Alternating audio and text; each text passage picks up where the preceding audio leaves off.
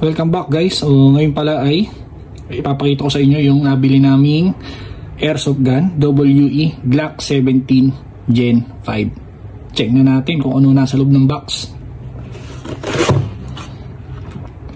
Ito nga pala yung makikita nyo sa loob ng box.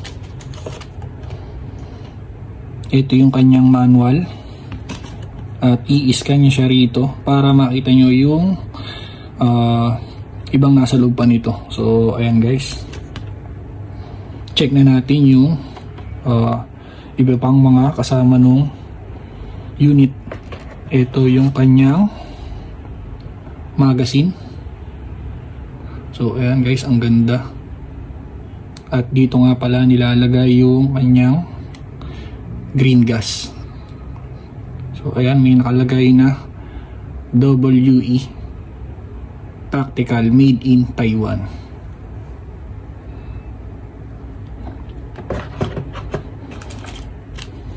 So may kasama rin siyang pin at yung pangtulak ng pin kapag papalitan nyo ng backstrap. So ito yung kanyang backstrap, dalawa, isang medium at isang large. So ayan, kung malaki yung kamay nyo, so ayan, pwede nyo siyang i-adjust.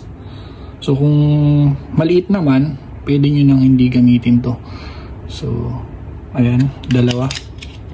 At tingnan natin tong pinakang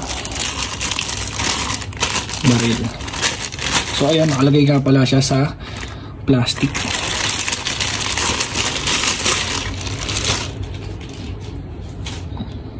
Ayan, ang ganda at ang bigat. So ayan, kung makikita nyo, may nakalagay na pala siyang laser mark na Glock 17 Gen 5 9x19. So may nakalagay ding sticker made in Taiwan. Ito nga pala ay WE. So ayan,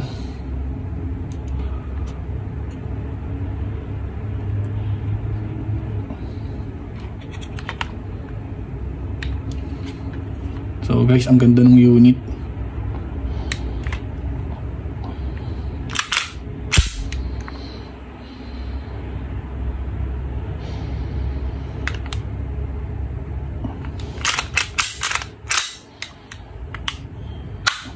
At meron nga pala tayong iba pang binili. So syempre hindi mawawala yung BBs. So ayan, meron tayong .25. So 3,000 pieces. At meron din tayong 0.20 grams, 4,000 pieces. At syempre hindi natin magagamit to kung walang gas. So ayan, green gas.